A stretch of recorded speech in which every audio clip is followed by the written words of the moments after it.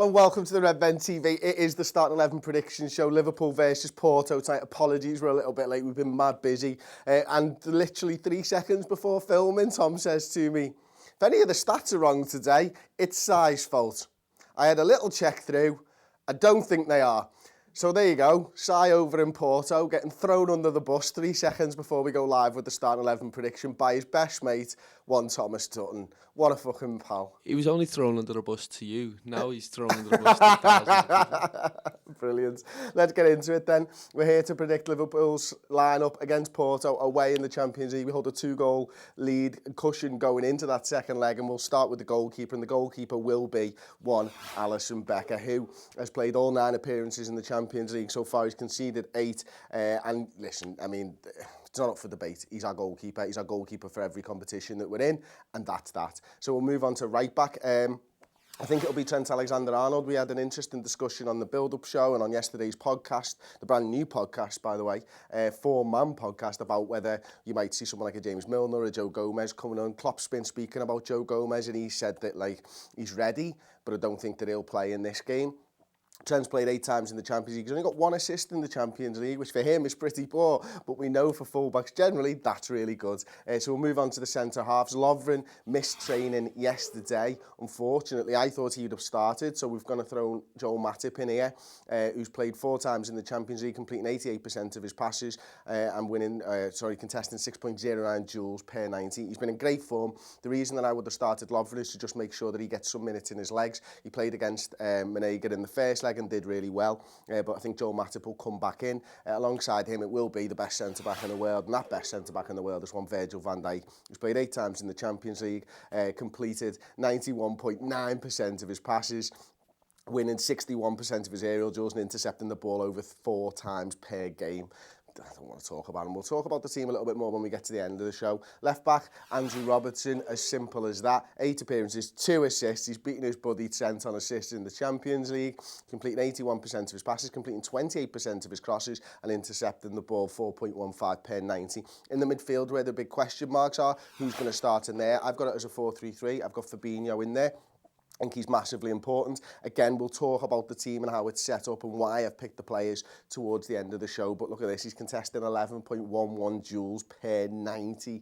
That's absolutely incredible for Fabinho. In the 2-8s, I've got, first of all, the captain, Jordan Henderson, coming in there, who's completing 88.5% of his passes, completing 73.5% of his long passes, and contesting for 7.71 defensive duels per 90. Alongside him, I've actually put Gini Wijnaldum back into the side, who's been in great form this season. He's looked a little bit leggy maybe over the last few weeks and stuff, but he's had a little bit of rest, and I think Gini's going to go back in ahead of them. I think we'll just whiz through these ones as quick as you like. We've got Mo Salah, who has scored 3 times in the Champions League, contested 17.35 offensive duels per 90. That's incredible. That one might be one for Sai to check when he gets back from Porto. And then we'll move over to the left-hand side, where it's going to be one certain Sadio Mane, who's also got 3 goals in the Champions League from his 9 appearances. That's easy for you to say. He's contesting 13.12 offensive duels per 90, and ahead of them is the man, the number 9. It's Bobby Firmino right there. You can see that he's got 3 goals in the Champions League as well, completing 72% of his dribbles and getting 10.44 offensive duels per 90. Let's bring the sides up. I want to talk about a little bit more depth and detail here. I think you can see this is the area of the pitch that I've spoken about already, that I think if changes are rang, this is where it's going to be. I'm pretty confident that these 3 and these 5 are going to be correct for tonight's game. I've got no idea whether Jurgen Klopp's going to go with this 3-man midfield. I actually wouldn't have mind seeing someone like a Gini Wijnaldum in the 6 in this game, giving Fabinho a little bit of a rest, maybe with someone like a James Milner, with an Adam Lallana, a bit more 4-2-3-1 than 4-3-3, but obviously I think it's so interchangeable that it wouldn't matter. I think James Milner could be a really important player in this game if he is to start. I've mentioned Henderson already briefly, but I think we all know about him and his driving runs and making sure that we're getting to these lads, they're getting the ball to these lads further up. But Liverpool, I think, are going to look to try and play on the counter-attack today. I actually think that Porto will look to keep it solid for the first half. I think they don't want to go all guns blazing, as it were, and then be out of the game in 15 minutes because Liverpool have countered them. So I think what Porto will be doing in this game is looking to sort of keep it compact and try and nick one early on, maybe first half, and then look to sort of gradually build pressure on Liverpool during the second half, and making sure that this 90-minute game of football is not over, or this tie is not over in the first half. But I think it's going to be important that we use Robertson and Alexander-Arnold. I think, you know, obviously we like to get them high up the pitch and stuff like that, but we're not going to overcommit these guys, I believe, this week or tonight. I think, you know, for the most part, maybe one of the two will go at a time. And I think one of these two will go at a time, and we'll just look to keep it steady. Ultimately, Liverpool can lose 1-0 in this game and still go through. It's going to be a difficult task for Porto, but we know they're a good side. They've got a good home record. They've struggled to score against us in the 3 games we've played in the last year, but we won't be taking them for granted. And I think Jurgen Klopp won't with his starting 11 either. So we're going to get into some of the comments and stuff now. And if you could get me started, please, Tom, that would be great, mate.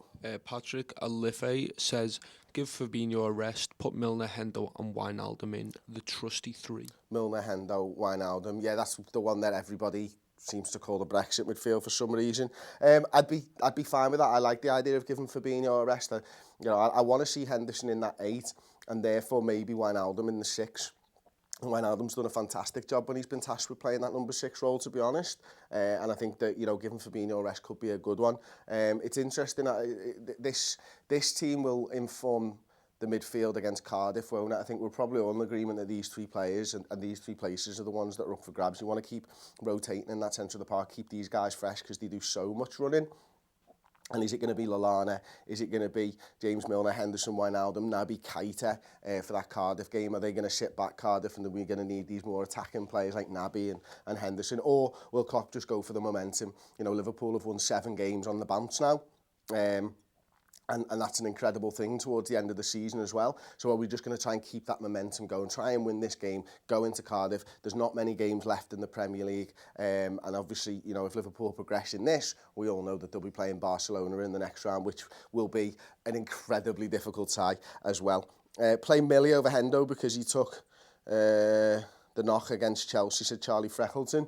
Yeah, that's a shout as well. I think, you know, we don't know the seriousness and the severity of Henderson's injury.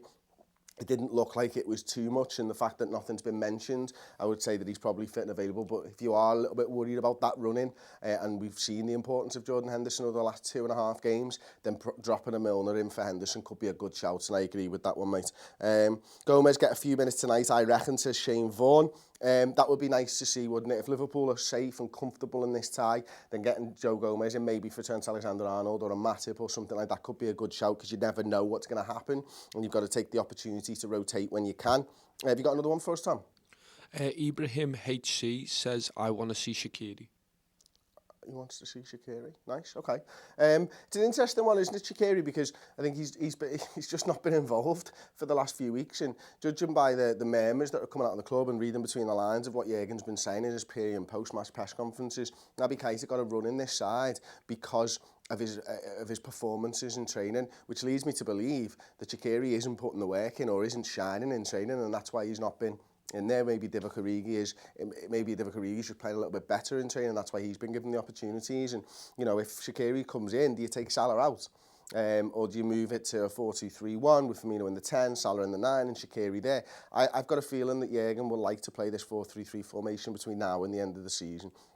I don't think he's going to be wanting to play this 4-2-3-1 and just making sure that the cohesion between the individual units of defence, midfield and attack, it's working beautifully at the moment. In fact, for a 10-15 minute period against Chelsea, I would say that we were at our best that I've seen us for a small period of time this season.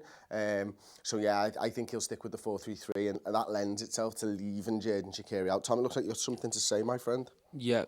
If you do keep that formation, Aidan Gibson says, would love to see Origi start. I assume that's on the left. Yeah, I'd guess so. Origi's been brilliant, hasn't he? And even when he's come into games, he's done a job, and he's a willing runner, and he's tracking back like Sadio Mane as well, and he's standing his man up, and he's trying to hit the byline, and, you know, he's obviously won us a corner for a very late goal the other week, and a massively important part of the squad at the moment.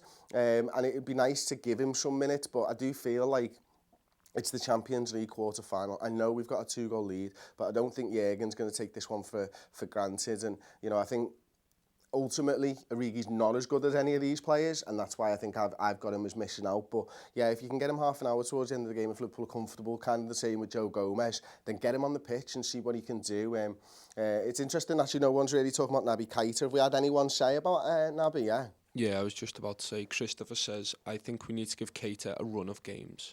I agree with that, mate. I think he's one of those confidence style players, isn't he? And the more he plays, the better he's looking, and the more a part of this team he's looking now at the moment. You know, I think it was actually unlucky against Chelsea that he was withdrawn. I understand why, and anybody who's watched the Stats and Tactics show on the Redmen.com, it's nearly an hour long, and we delve in depth into one game a week, and we looked at the Chelsea game this week, and he was the one who was calming the team down. You know, he literally had the ball at his feet doing that. So everybody, when Chelsea were attacking us, then he plays a ball back to the goalkeeper, takes the sting out of it, and Liverpool start passing it around the back line and stuff. And it was interesting that he was the one withdrawn, yet he was the one with the clear head to know that you need to just calm this game down. But I understood the substitution for Wijnaldum. I think he's a better fit for what we were trying to achieve. And maybe Naby Keita in this game could be one of those guys that helps bring the ball forward, helps us on the counter-attack to these three fellas. I'd be surprised, I really would, if he played in this game, but I do agree with the sentiment. I do want to see him get a run of games because he's been so good. It's no coincidence over the last few weeks that the focus has been on the fullbacks and Mo Salah, and then all of a sudden Sadio Mane starts scoring goals. And then when the focus is on the fullbacks, we get a goal and an assist from Jordan Henderson and a couple of goals from Naby Keita as well. You can't cover all of our players all of the time, and I think that's about how much of a great little side we've got on the go here. Let's do one more, mate. Victor Andanov says, should we go and kill the game or settle for a draw and preserve energy? I don't think Klopp's got it in him to just settle. I think he wants to go and kill the game, and if you go and kill the game, you do get to settle. If you get one early goal against Porto, they need 4. So if you can get a goal in that first 15 minutes, the tie's essentially over, and Porto are probably thinking about damage control rather than thinking we're going to go and score 4 goals here now. You know, Man City is the last team to score 2 goals past us in one game of football, I believe. That was January now. So it's a long time ago, so I think that task might be a little bit too much for Porto if we do get a goal. So I'd think I'd favour going for that goal early, and then making sure that you're able to rest and rotate throughout the rest of the game rather than being quite pragmatic. Although, you know, Jurgen Klopp surprised me so many times over his tenure as Liverpool manager that he might just do it like that. But no, I think it's an important game. I think we have to go out there and show that we're the better sides and prove that we're the better side, and ultimately kill off their fans and kill off the Porto resistance, as it were. So there you go, that's my starting 11 prediction. I'm really excited for the game tonight. I'm gutted that I can't be there. We've got Sai over there in the stadium anyway. He'll be enjoying that game with his dad, no doubt. I'm sure he's a few super box in from last night, and he's probably not even up yet. But there you go, that's my starting 11 prediction. Thank you very much for watching. Thank you very much for liking the video if you haven't liked the video now, and I'll thank you in a second. Thank you, and we'll see you next time on the Redmen TV.